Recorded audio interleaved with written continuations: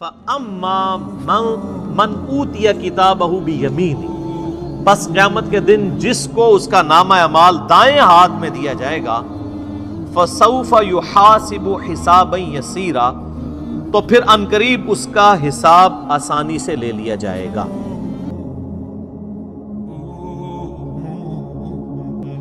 یعنی پھر وہ صرف ایک زبانی جمع خرچ والی بات ہوگی، جس کو نامہ اعمال دائیں ہاتھ میں ملا اس کو تو جنت کا پروانہ مل گیا۔ وَيَنْقَلِبُ إِلَىٰ أَهْلِهِ مَسْرُورًا، اور وہ لوٹے گا اپنے گھر والوں کی طرف بڑی خوشی کے ساتھ۔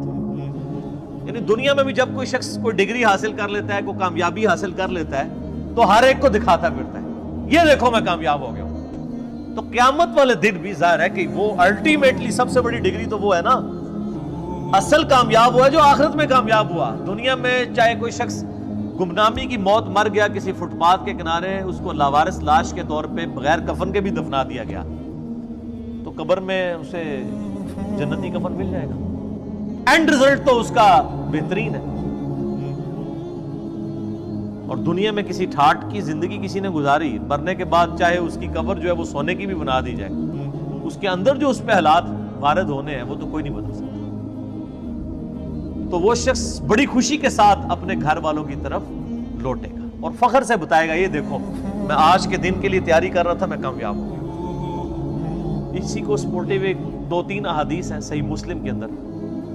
صحیح مسلم میں ایک حدیث ہے کہ نبی صلی اللہ علیہ وآلہ وسلم نے فرمایا کہ دنیا کی زندگی مومن کے لیے قید خانہ ہے اور کافر کے لیے جنت ہے۔ قید خانے میں انسان اپنی مرضی کی زندگی نہیں گزار سکتا، کھانے پینے کی پرابلم بھی رہتی ہے، فاقے بھی آتے ہیں، مرضی کا کھانا بھی نہیں ملتا۔ جن لوگوں نے جیل گزاری ذرا ان سے پوچھیں۔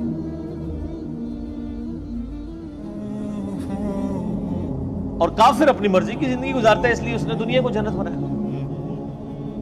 اور ایک اور حدیث ہے صحیح مسلم میں کہ دنیا اور آخرت کی مثال ایسے ہے جیسے کوئی شخص اپنی انگلی سمندر میں ڈبوئے، اس کے ساتھ جو پانی لگے گا وہ دنیا کی زندگی ہے، اور سمندر انفینٹ نہ ختم ہونے والی آخرت کی زندگی، کمپیریزن ہی کوئی نہیں ہے دونوں کا۔ اب کوئی آخرت میں کامیاب ہوتا ہے تو وہ تو ہمیشہ کی کامیابی اس کا مقدر ہوئی ہوئی ہے نا۔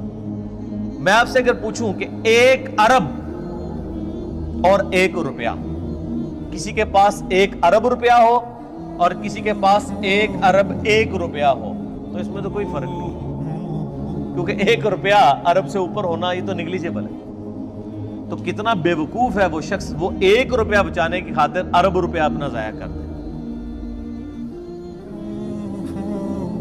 اور کتنا عقل مند ہے وہ شخص جو 1 روپے کی قربانی کر کے 1 ارب روپیہ بچا لے۔ یعنی دنیا کی زندگی خدا کو دے کے ہمیشہ کی جنت کما لے، جو سورہ توبہ میں آیا کہ ہم نے مومنین کی جانیں اور مال جنت کے بدلے میں خرید لیے۔ صحابہ کرام علیہ رضوان کو جو فضیلت حاصل ہے پوری امت میں، وہ اسی لیے ہے کہ انہوں نے قربانیاں دی ہیں، جان مال ہر چیز کی، آخری درجے میں۔ صحیح مسلم میں ہی ایک اور حدیث ہے بڑی رکت انگیز، اسی آیت سے مجھے یاد آئی کہ قیامت والے دن اللہ تعالیٰ ایک ایسے شخص کو بلائے گا جس نے دنیا میں بڑی مفلسی اور غربت کی زندگی گزاری ہوگی، حلال و حرام کی تمیز کرتے ہوئے ڈرتے ڈرتے قید خانے والی زندگی گزاری ہوگی، بڑی مشقت کی زندگی۔ قیامت والا دن اللہ تعالیٰ فرشتوں کو کہے گا کہ میرے اس بندے کو ذرا جنت کا ایک پھیرا لگواؤ۔ جنت کا ایک پھیرا جب لگے گا نا تو اللہ تعالیٰ پوچھے گا، ہاں بھائی کوئی دنیا میں تو نے تکلیف دیکھی؟ وہ کہے گا، اے اللہ تیری عزت کی قسم میں نے دنیا میں کوئی تکلیف نہیں دیکھی۔ ایک جنت کا پھیرا دنیا کی ساری مشقت کو کافور کر دے گا۔ یہ دنیا میں بھی ہوتا ہے۔ مجھے یاد ہے ہم انجینئرنگ یونیورسٹی میں کتنی محنت کر کے پڑھا کرتے تھے۔ ہماری تو خیر میکینیکل انجینئرنگ ذرا ہیوی ٹف تھی، لیکن جب رزلٹ آتا تھا پوزیشن آ جاتی تھی۔ آج تو مجھے یاد بھی نہیں، انجینئرنگ یونیورسٹی سے فارغ ہوئے بھی آلموسٹ 20 سال ہونے کو ہے، مجھے تو وہ راتیں بھی نہیں یاد جو میں نے کاٹ کے گزاری ہوئی ہیں، فجر پڑھ کے سویا کرتے تھے۔ تو انسان دنیا میں ہی مشقت کو بھلا دیتا ہے جب اینڈ رزلٹ سامنے آ جائے۔ تو آخرت میں جب اینڈ رزلٹ آئے گا تو کسی کو اپنی 60 سال کی زندگی یاد نہیں ہوگی۔ سر چھوڑ دیں، قیامت کا دن ہی صرف 50,000 سال کا دن ہے۔ دنیا میں 60 سال کی زندگی کے عوض اگر وہ 50,000 سال کا قیامت کا دن ہی صرف امن میں گزر جائے نا تو یہی بدلہ کافی ہے۔ کہ باقی لوگ ذلیل ہو رہے ہیں اور آپ کو اللہ کے عرش کا سایہ نصیب ہوا ہو. 60 سال کے بدلے میں 50,000 سال کی صرف قیامت کے دن کی کامیابی مل جائے. بعد کی تو اربوں سال کی زندگی ہے. اور دنیا میں 60 سال میں عیاشی میں، اور 60 سال بھی کیا عیاشی کے گزارنے ہوتے ہیں، اس کو بھی آپ نیٹ کیلکولیشن کریں تو چند ایک سال ہی بنتے ہیں. سونے کے اوقات نکال دیں، بچپن کے اوقات نکال دیں. اس کے بدلے اور کوئی عذاب نہ بھی ہو، قیامت کے دن کا 50,000 سال کا دن ہی عذاب میں کاٹنا پڑ جائے تو یہی بہت بڑا عذاب ہے. اللہم اجرنا من النار، آمین. پھر اللہ تعالیٰ، صحیح مسلم میں حدیث ہے کہ اللہ تعالیٰ ایک ایسے بندے کو بلوائے گا جس نے دنیا میں بڑی عیاشی کی زندگی گزاری ہوگی، کوئی حلال و حرام کی تمیز نہیں کی ہوگی، اپنی مرضی کی زندگی گزاری ہوگی. اور میں اکثر کہتا ہوں کہ دنیا آپ اللہ کی مرضی کی گزاریں، آخرت آپ کی مرضی کی ہوگی. اور اگر دنیا آپ نے اپنی مرضی کی گزاری تو آخرت پھر اللہ کی مرضی کی ہوگی. اللہ تعالیٰ فرمائے گا ذرا اسے ایک پھیرا لگاؤ نا دوزخ کا. یہ بڑا کہتا تھا دنیا میں کہ ایک پھیرا ہی لگنا خیر ہے. کہتے ہیں نا مسلمان، یہودیوں سے ہی مستعار لی ہوئی ہے نا یہ چیز. یہودی بھی یہی کہتے تھے کہ اگر اللہ نے ہمیں دوزخ میں بھیجا تو چند دن کے لیے بھیجے گا، الٹیمیٹلی تو ہم بخشے بخشائے ہیں. اللہ نے فرمایا تم نے کوئی عہد لے لیا اپنے رب سے اس معاملے میں؟ یہاں تو ایسے بڑی آسانی سے لوگ یہ کہہ دیتے ہیں. میں تو اکثر کہتا ہوں کہ ہم میں تو یہ بھی طاقت نہیں کہ ہم 10 سیکنڈ کے لیے موم بتی کے فلیم کے اوپر اپنا ہاتھ رکھ سکیں. جو شخص اتنا کمزور ہو وہ یہ دعویٰ کرے کہ خیر ایک پھیرا ہی لگے گا. سورہ الفرقان میں اللہ تعالیٰ فرماتا ہے کہ دوزخ تھوڑی دیر کے رہنے کے لیے بھی اور زیادہ دیر کے لیے بھی بدترین جگہ ہے، لیکن مسلمان کہتا ہے ایک پھیرا ہی لگے گا. کوئی 10 سیکنڈ کے لیے موم بتی کے فلیم پہ ہاتھ رکھ سکتا ہے؟ بخاری مسلم کے الفاظ ہیں، نبی علیہ السلام فرمایا کہ آخرت کی آگ دنیا کی آگ سے 70 گنا زیادہ تیز ہے.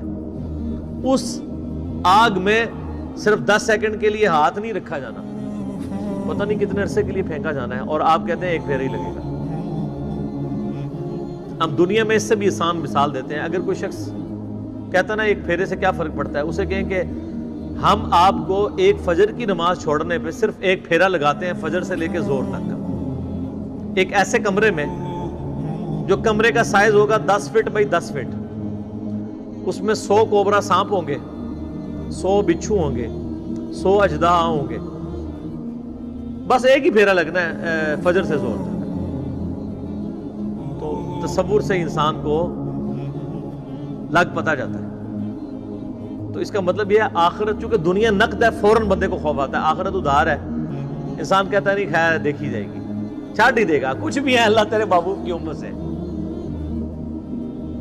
بولے اعوذ باللہ تعالی. تو اللہ تعالیٰ، صحیح مسلم کے الفاظ ہیں، اس جو بندہ کہتا تھا نا دنیا میں خیر ایک پھیرا ہی لگے گا، اللہ تعالیٰ کہے گا ذرا اس کو ایک پھیرا لگواؤ نا دوزخ کا.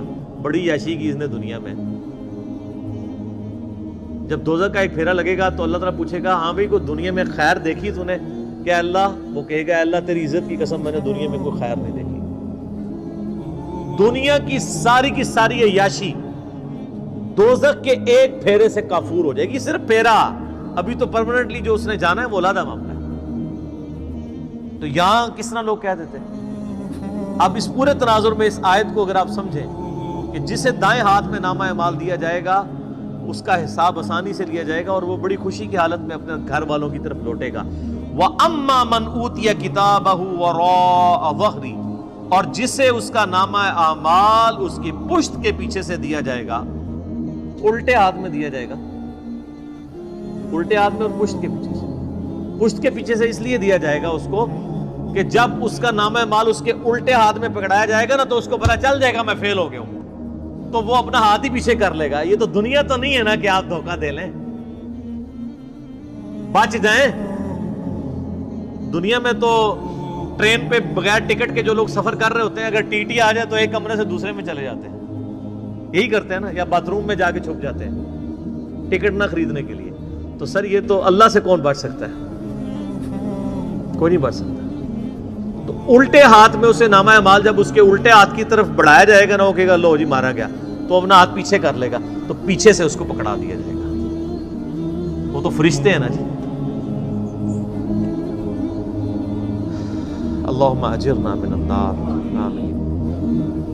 اللہ تعالیٰ ہمیں نامہ اعمال دائیں ہاتھ میں نصیب فرمائے اور بغیر حساب و کتاب میں جنت میں داخلہ عطا فرمائے.